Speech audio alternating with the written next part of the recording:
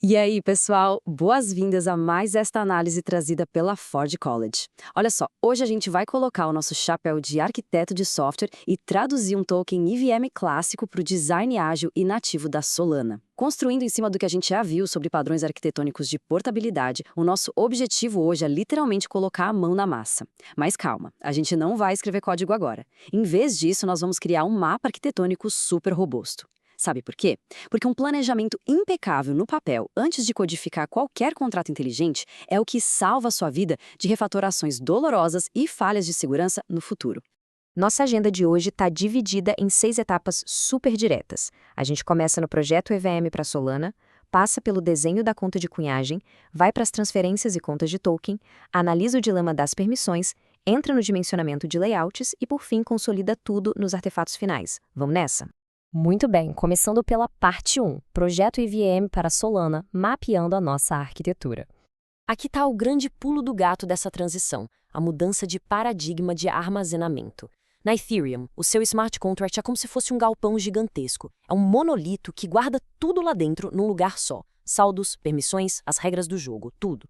Já na Solana, a coisa muda totalmente de figura. O estado da rede é gerido como um sistema de armários e fichários super meticulosos, totalmente fragmentado em contas individuais com regras de propriedade muito estritas. Entender e abraçar essa decomposição é o passo número 1 para qualquer arquiteto.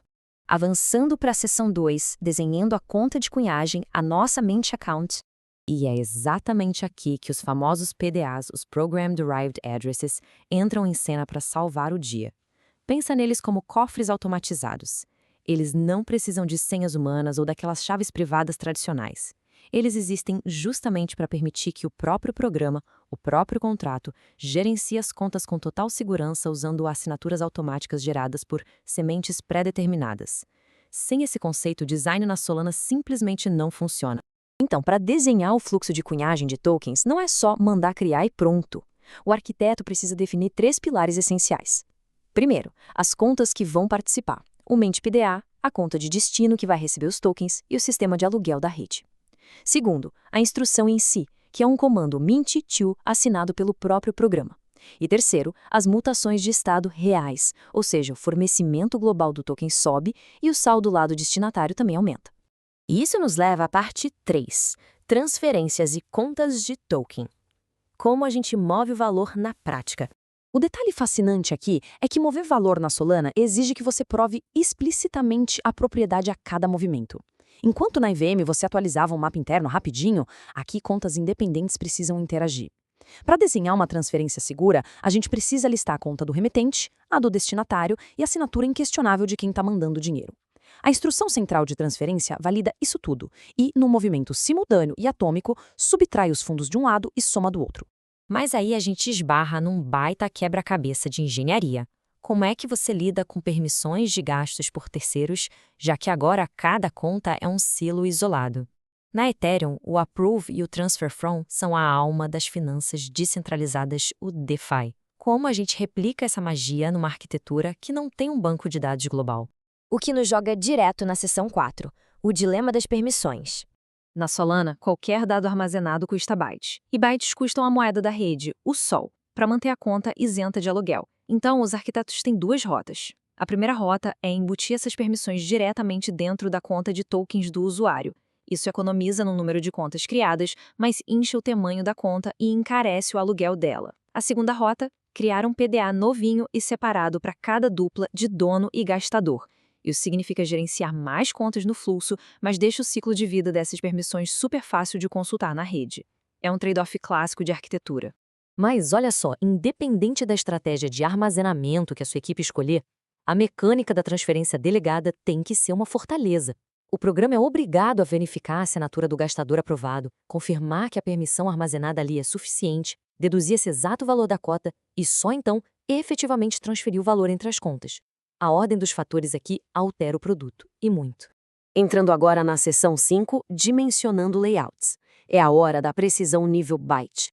Como a gente viu, na Solana, contar bytes é literalmente contar o seu dinheiro. Então, projetar o layout e somar isso é fundamental. Por exemplo, no layout da conta de cunhagem, um marcador simples dizendo que a conta está inicializada custa 1 byte. As chaves públicas, que definem as autoridades, custam 32 bytes cada. O fornecimento total precisa de 8 bytes para caber um número gigante.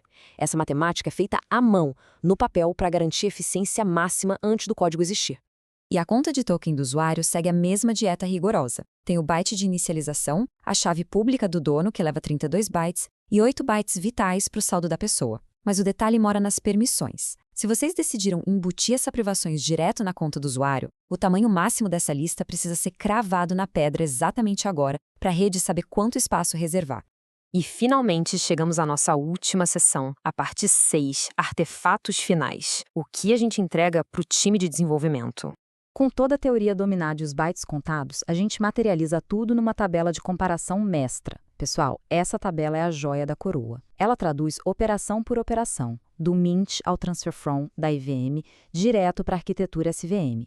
Instruções, contas obrigatórias e as mutações exatas de estado. Zero ambiguidade para quem for programar. Gerando esses documentos simples em Markdown, um para a tabela de comparação e outro para os layouts detalhando semente e tamanhos, os arquitetos entregam um roteiro limpo e à prova de balas. O desenvolvedor Rust pega isso e já começa sabendo exatamente o que construir usando o framework Anchor. Então, para fechar essa nossa análise, fica a provocação. As suas equipes estão resolvendo as ambiguidades do projeto antes ou só depois que viram código? Lembra sempre que uma arquitetura sólida hoje previne um verdadeiro desastre amanhã. Para se aprofundar de verdade e dominar a transição para Solana ou outras tecnologias da Web3, não deixem de acessar Forge College Price. Afinal de contas, por que construir na dúvida quando a gente pode construir com precisão cirúrgica, né? Um abraço e até o nosso próximo estudo.